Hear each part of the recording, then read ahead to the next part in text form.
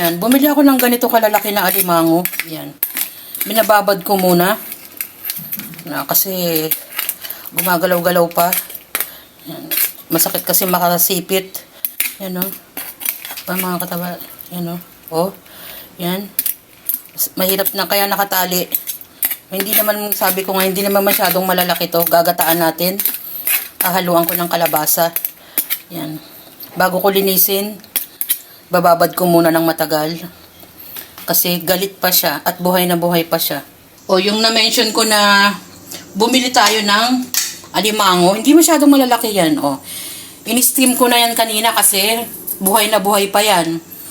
Tapos, hinugasan ko uli. O, ganyan yung ginawa natin sa ating alimango. Tapos, ang pinaka-ingredients naman niya, igagata natin to. Yan, meron tayo ditong bawang, sibuyas, luya. Pagsasabay-sabayin ko ng ilagay. Ganun lang kadali. Dahil nandito na yung ating kawali. Diba?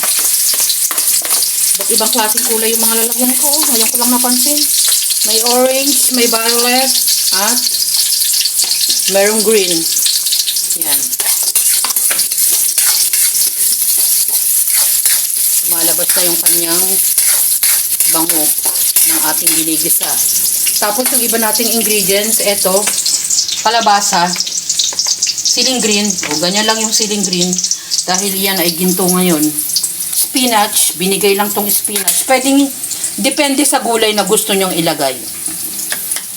Tapos dito, nagtunaw ako ng panggata. 40 grams to, yun nakasashay lang. Naglagay muna ako ng kalahating baso ng tubig para hindi naman masyadong malabnaw. Yan. Huwag na natin hayaan ma-toasted masyado yung ating bawang. Lagay na natin to. Diba? Meron silang tinitignan kung mataba yung ating alimango o mapaalimasag yung kanyang likod. Yung sabi nila pag babae lalaki. Ako naman tinitignan ko pag yung mabigat, matimbang, o ganun ko siya ini-evaluate minsan.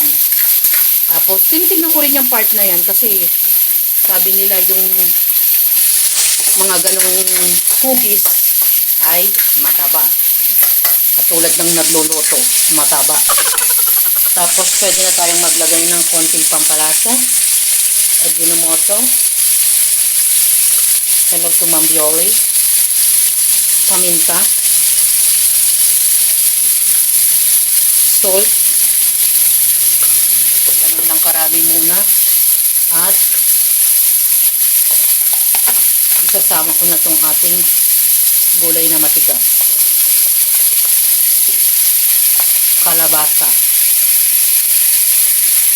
May sinesenyas ka, ano ka, magsalita ka? Hingi daw ng isa. Ang tindi mo, itong anak ko, to, ay naku, mahilig sa gulay to. Yan.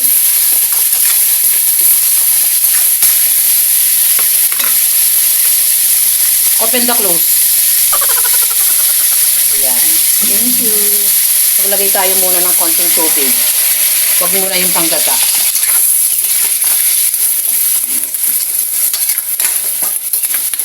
Para hindi masyadong matuyuan agad. Saka natin takpan. Yan. Balikan. Halos naluluto na yung ating kalabasa. Ilalagay ko na yung siling green.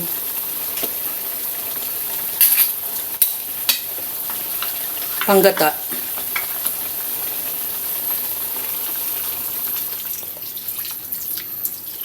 Yan. Maganda rin kasi yung medyo malapot yung ating kalabasa. Kaya kahit na malambot yan, okay lang. At kung malabnaw pa, pwede pa tayo magdagdag ng panggata.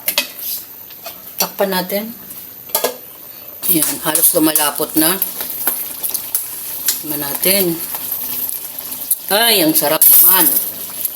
Lagay na natin ang ating spinach ng kapitbahay. Isang bundle to, mga kataba. Siguro kahit may Huwag lang masira agad eh. Ilagay natin sa freezer. Abot siya ng mga 5 luto. Sobrang dami yun. Halos luto na to. Pwedeng malunggay, pechay, ang ilagay nyo. Yung iba naman, sitaw pa nga eh. Ginagawa ko rin yun.